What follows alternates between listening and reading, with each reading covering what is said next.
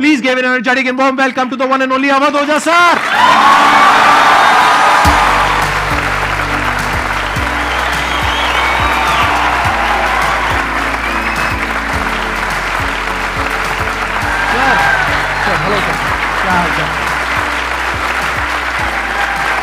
बैठिए जी, बैठिए। आइए। Thank you.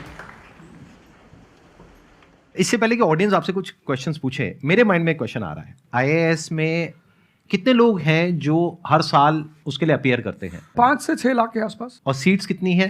1000 अप्रोक्सीमेटली। तो जिनका हो जाता है उनके बारे में तो सब बात करते हैं, जिनका नहीं होता है, जिन्होंने पूरी जान लगाई और जिनका नहीं हुआ, उनका क्या होता है? उनके रिश्तेदार उनकी चिंता करते हैं।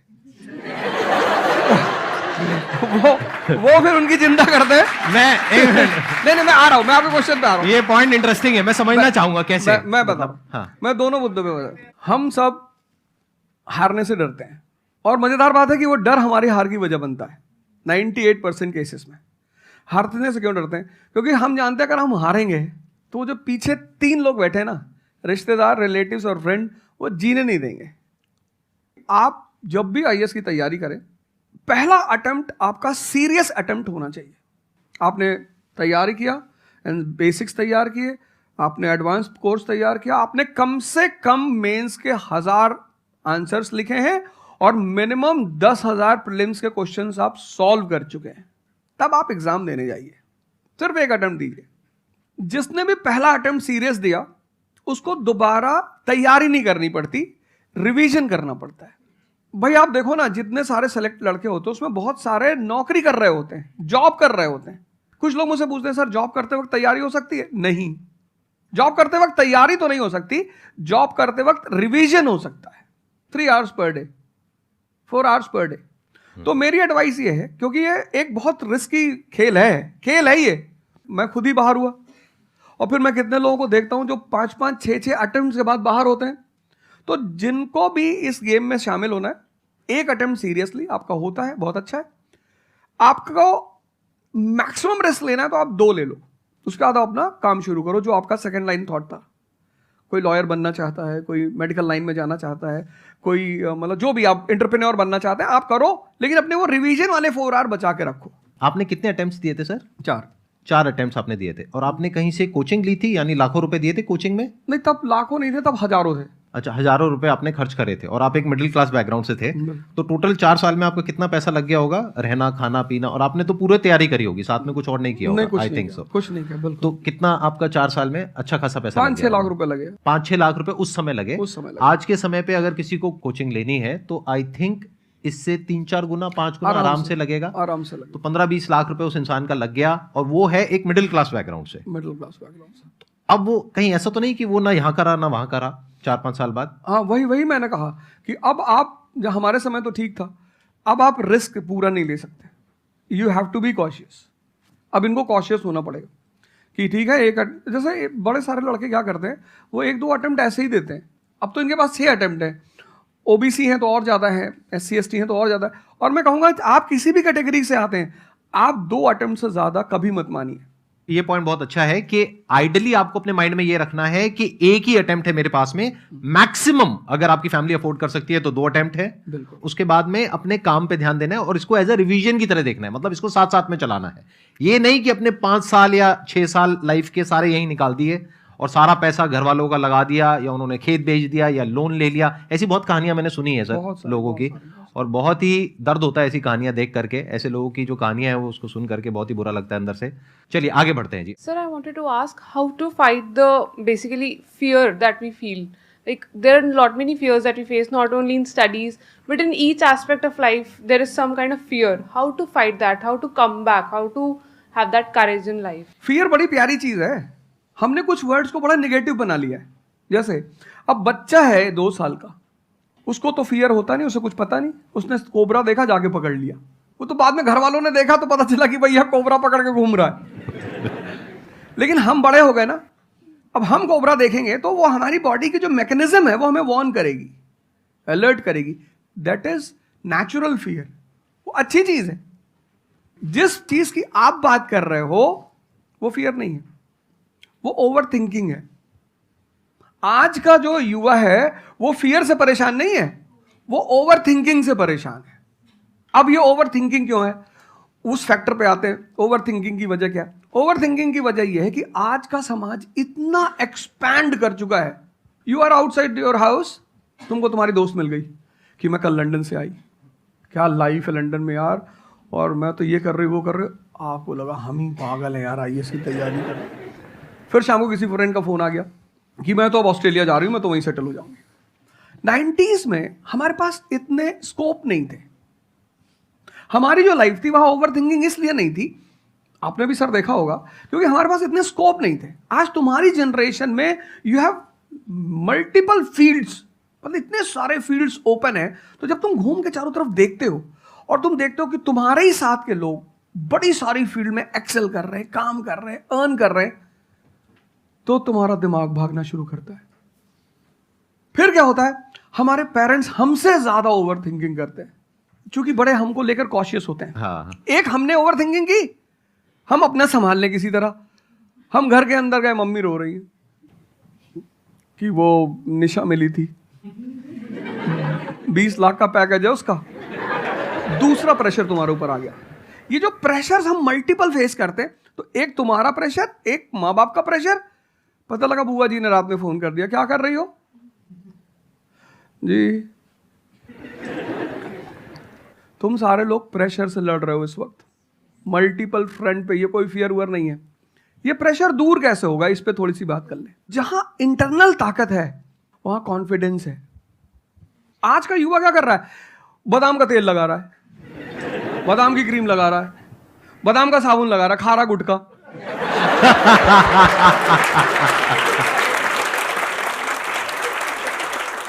आप लोगों को चूंकि हर तरफ प्रेशर झेलना है, तो प्रेशर झेलने का सबसे अच्छा तरीका होता है इंटरनल पावर। तभी तो मैं जहां भी जाता हूं एक चीज रिपीट करता हूं, योगा करो, ध्यान करो। ध्यान करोगे मन ताकतवर हो जाएगा।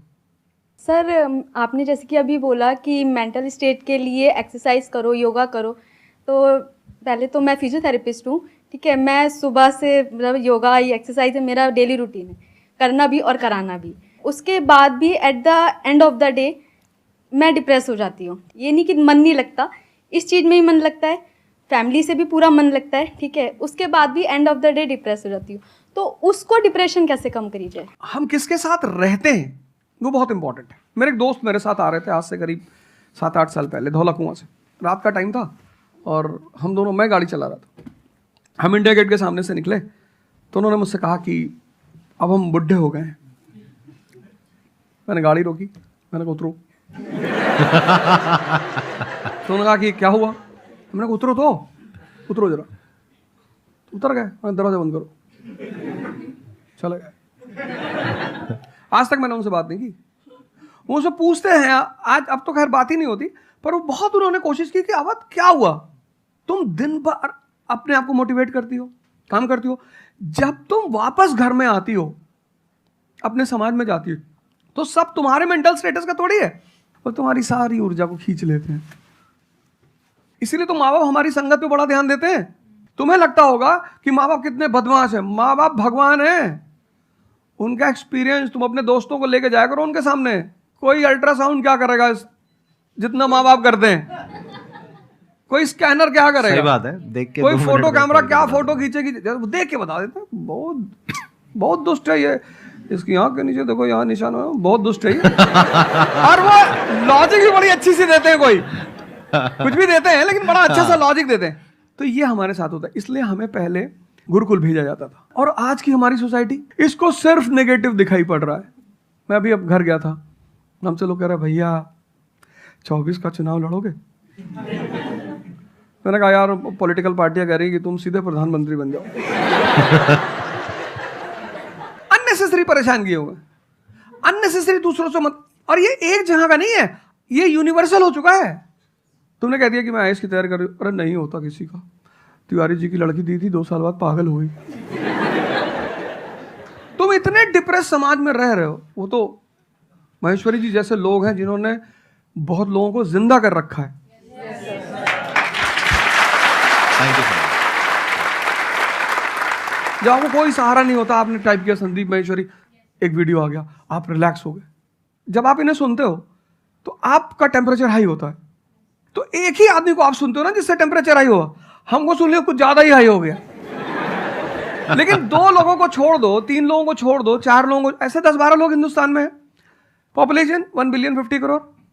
तो तुम 10 लोगों को सुनो और बाकी जो तुम्हारे साथ 500 जुड़े हैं वो तुम्हें तो नीचे ही ले जा रहे हैं। इससे बचो, अपनी सर्कल को थोड़ा सा रिजर्व करो। तुम किससे बात करते हो, कौन सा लिटरेचर पढ़ते हो, लिटरेचर पर ध्यान दो। जैसे मैं रश्मिरथ पढ़ता रहता हूँ, खाली हुआ, प्रसादों के कनकाब शिखर होते कबूतरों के ही घर।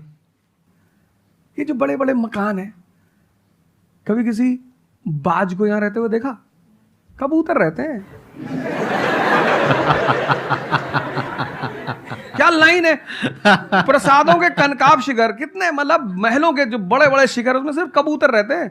प्रसादों के कनकाब शिखर होते कबूतरों के ही घर, महलों में गरुड़ न रहता है, कंचन पर कभी न सोता। कंचन मतलब सोना। लग्जरी नहीं चाहिए। तुम लोग इतनी लग्जरी चाहते हो, लग्जरी आदमी को मेंटली कमजोर बनाती है। मैं आश्रम में था, मैंने ज्यादा खाना खा लिया। मेरा एक नियम है, नो एक्सरसाइज नो फूड। मतलब अगर एक्सरसाइज नहीं करूंगा तो मैं खाना नहीं खाऊंगा। वहाँ एक बाबा जी, वो प्रेम में उन्होंने घी पे घी डालते चले, मैंने खा लो।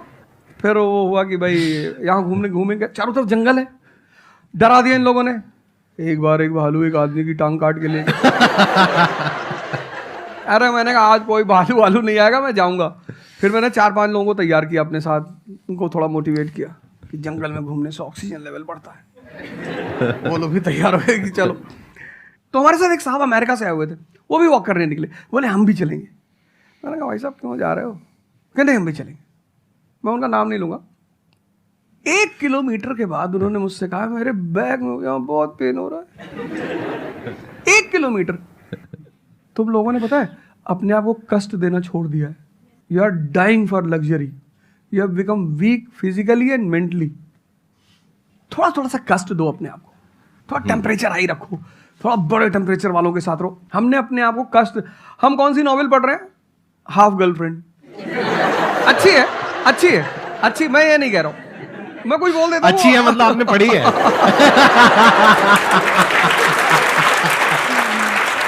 नहीं फिर कोई पकड़ निकाल लेगा, कोई वो क्लिपिंग निकाल लेगा, ओ गाली दे रहे थे। नहीं, आपने बहुत सारी गलतियां कर दी, आपकी जनरेशन ने अपने को कष्ट देना छोड़ दिया। हाँ। आप पढ़िए बड़े बड़े लोगों, अंबेडकर को पढ़ो, उनका जीवन संघर्षों का, प्रभु राम का जीवन पढ़ो। ये सब संघर्ष, ये सब लोग हैं जिन्होंने जीवन में लड़ाइयां लड़ी हैं। आपने उनको साइडलाइन कर दिया।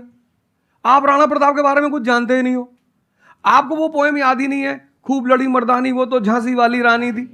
आपको तो एक चीज बता दी, twinkle twinkle how I wonder. आप वंडर किए जा रहे हो पूरी जिंदगी में।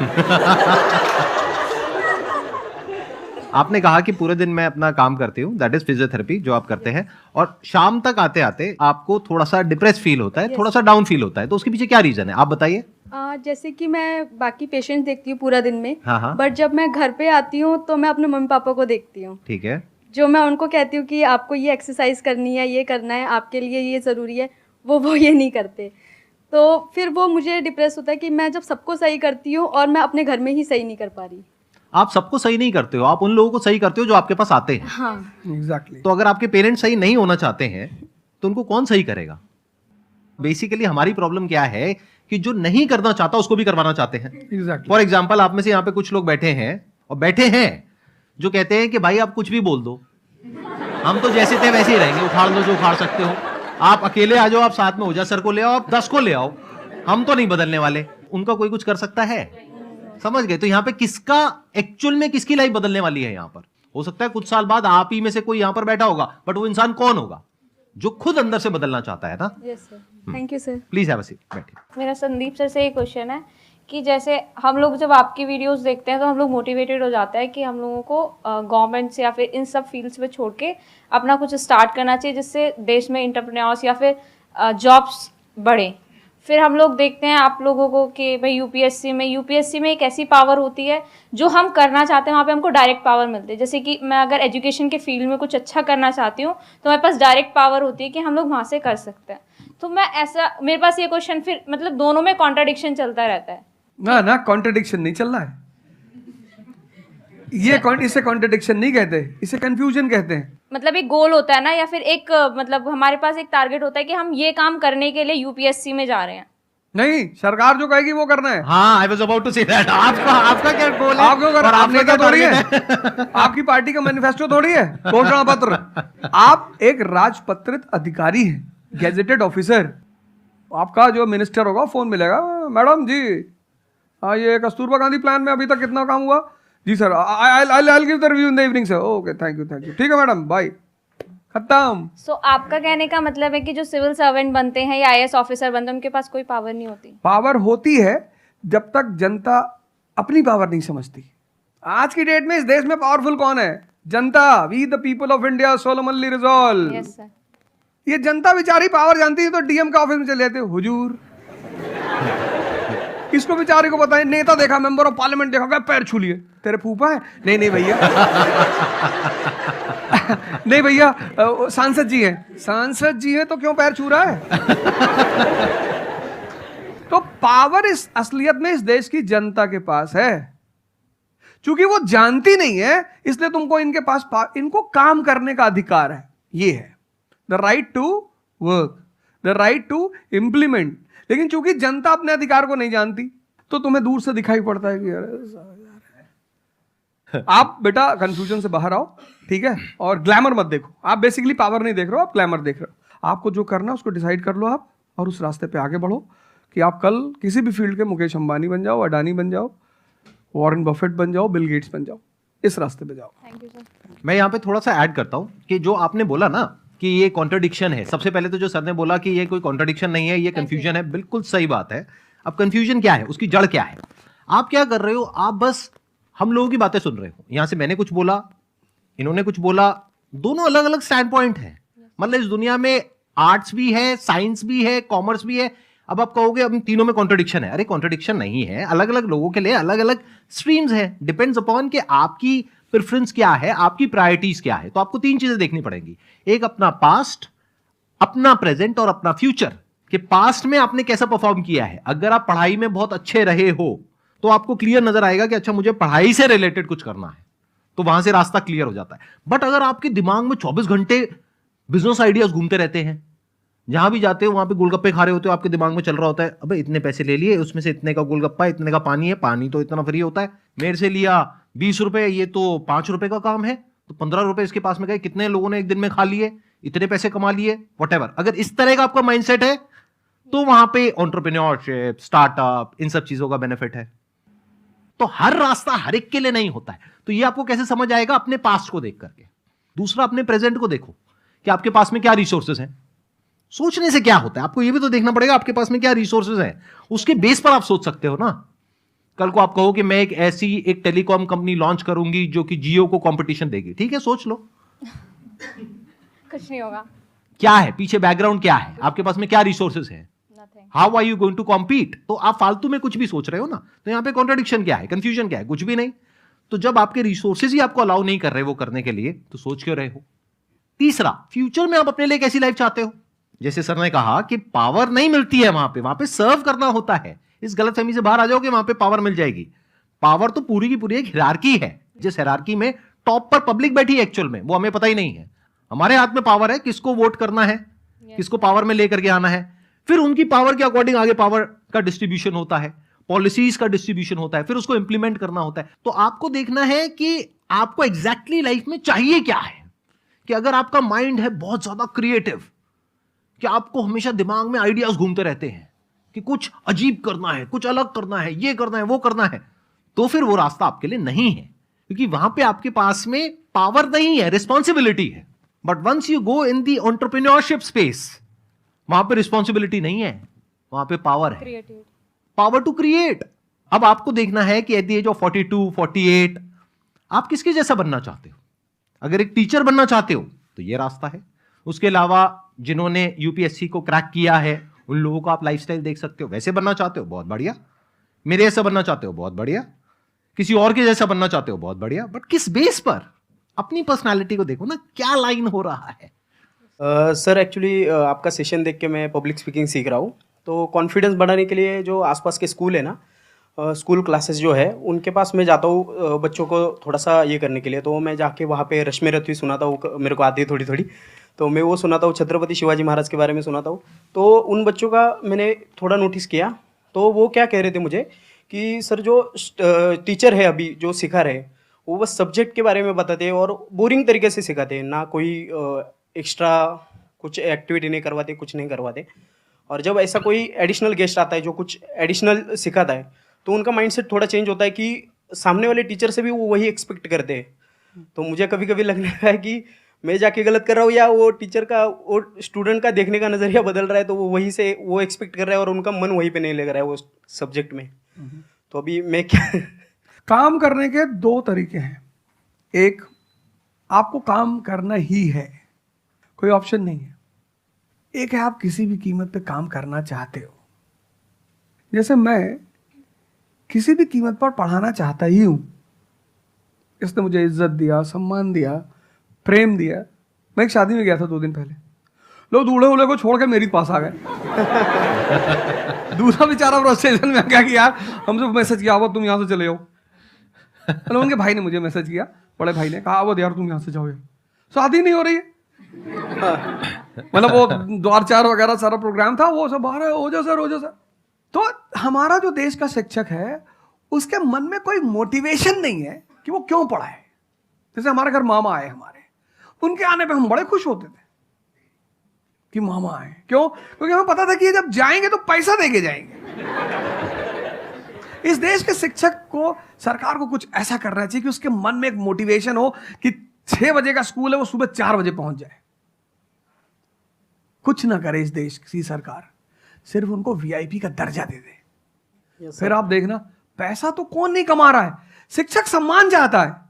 तो मैं अपने टीचरों से पुराने मिलता हूं, तो जैसे कहीं मिल गए वो सड़क पे, मैं खड़ा हो गया, रोक दिया सब, हाँ सर, पैर चले, तुरंत ऐसे सीना उन्हें चौड़ा कर लेते हैं कि हमारा बच्चा है जी। शिक्षक एक दुनिया की ऐसी लॉबी है जिसको सम्मान चाहिए। आप लोग कहीं भी अपने पुराने टीचरों को मिला करो, ठीक है, हो सकता है उन्होंने आपको कभी मारा हो, डांटा हो, कुछ बोला हो, लेकिन अब आप उनको थोड़ा सम्मान दे दिया करो, उससे बड़ा उन्हें फील होगा। हमारे देश के शिक्षकों के पास इनर मोटिवेशन की कमी है। कुछ लोग हैं जो इंडिविजुअल मोटिवेटेड रहते हैं, वो करते हैं कई सारे टीचर, लेकिन वो इंडिविजुअल। कुछ लोग होते हैं ना जिनको अपने धर्म का एहसास होता है, उनके लिए वो ड्यूटी नहीं होती, वो धर्म है उनका। तो वो तो जैसे भाई आप जाके आप धर्म के रूप में कर रहे हैं, हाँ। 2-4 टीचर और भी कर रहे हैं, 10 टीचर और भी कर रहे हैं, लेकिन सरकार को, टीचरों को कुछ तो ऐसा करना चाहिए कि उन्हें फील हो कि नहीं यार ये हमारा देश है, ये हमारे बच्चे हैं, हमें इनको बनाना है और ऊपर उठाना है। तो अगर सरकार कुछ ऐसा कर देगी ना, सेल्फ मोटिवेशन दे देगी, अरे फिर तुम देखना इस देश के टीचरों को। सर इसमें आपसे बात करते करते ना मेरे माइंड में एक सॉल्यूशन आ रहा है, क्योंकि एज एन एंटरप्रेन्योर मेरे माइंड में सिस्टम्स एंड प्रोसेसेस घूमते हैं। मतलब मेरे माइंड में ये घूमता है कि कैसे एक प्रॉब्लम है उसको सिस्टम में कन्वर्ट कर दिया जाए, जो कि वो काम अपने आप हो जाए। क्योंकि ऐसे बहुत ही कम टीचर्स होंगे जो अंदर से मोटिवेटेड होंगे। तो ये थ्योरेटिकली तो बड़ा अच्छा लग रहा है सुनने में, बट हजारों में कोई एक आध होगा। बिल्कुल। तो अब मेरा स्टैंड पॉइंट क्या है कि क्या हो अगर जैसे हम ई-कॉमर्स वेबसाइट्स पे जाते हैं, वहां पे प्रोडक्ट के रिव्यूज होते हैं। रिव्यू कौन देता है? जो कस्टमर है। तो टीचर का रिव्यू कौन दे सकता है? जो बाहर बैठा है उस कमरे से वो, या जो कमरे के अंदर बैठे हैं। तो अगर कुछ ऐसा सिस्टम हो जाए, एक ऐसा प्लेटफॉर्म बन जाए गवर्नमेंट का जहां पे सारे टीचर्स लिस्टेड हो और based upon the number of reviews and the quality of reviews उनको रिवॉर्ड दिया जाए अच्छा ऑटोमेटिकली, कि मतलब जो नंबर 1 पे आया उसकी सैलरी डबल, कि अगर उसकी 50,000 है तो 1 लाख। बहुत अच्छा सोल्यूशन। और जिसके इतने रिव्यूज आए, यानी जिसके 4 स्टार या उससे ऊपर आए, उनकी सैलरी सीधा डबल हो गई। तो फिर देखो क्या मजा आता है। फिर हिस्ट्री पढ़ाने का जो स्टाइल है ना, वो सारे टीचर्स आएंगे अवध ओझा सर के चैनल पर और आकर के सीखेंगे भाई क्या कहानी है ये, ऐसे कैसे पढ़ाएं कि बच्चे दीवाने हो जाए। और फिर अपने आप को अपग्रेड करेंगे। नहीं तो अपग्रेड करने की मोटिवेशन कहाँ है? जैसे एक एंटरप्रेन्योर होता है, उसके पास में तो मोटिवेशन होती है कि अगर मैंने अपने जो भी प्रोडक्ट है, सर्विस है या काम है, उसको अपग्रेड किया तो करते ही मेरे को इमीडिएट रिवॉर्ड मिलेगा। जैसे सेल्स टीम में अगर आप कहीं पर काम करते हो, कितने लोग सेल्स डिपार्टमेंट में है, अलग अलग कंपनी में जो जॉब कर रहे हैं, तो सेल्स में इंसेंटिव का एक सिस्टम होता है। तो वहां पर क्लियर पता होता है कि मैंने ये टारगेट अचीव किया तो ये है। तो एक क्लियर कट टारगेट होना चाहिए which is measurable, not theoretical but actual, objective not subjective. कि ऑब्जेक्टिव एक टारगेट होना चाहिए in terms of numbers which can be calculated, and a transparent system जहां पे स्टूडेंट्स वोट करेंगे, और जो टीचर्स जीतेंगे पूरे इंडिया लेवल पे या स्टेट लेवल पे, उनको बुला करके जो हमारे देश के प्रेसिडेंट हैं या प्राइम मिनिस्टर हैं वो आकर के रिवॉर्ड देंगे। Yes sir.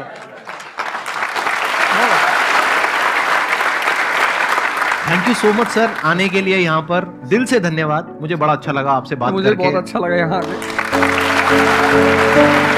Thank you sir.